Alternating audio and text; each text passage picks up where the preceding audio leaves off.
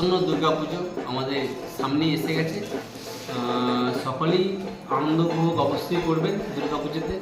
তার সাথে সাথে বলি, আমরা একটা এই বন্যা হয়ে গেল, বন্যায় জল নেমে গেছে ঠিক কথায়, তার সাথে সাথে আমাদের বিভিন্ন নালা নর্দমাগুলো একটু নোংরা পরিচ্ছন্নতা পরিচ্ছন্নতার মধ্য দিয়ে আমাদের কুমুরসা গ্রাম পঞ্চায়েত অনেকটা কাজ করে চলেছে।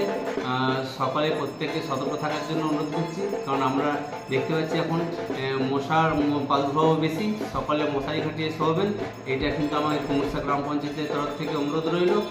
তার সাথে সাথে পুজোর দিনগুলো সবাই ভালো করে কাটাবেন।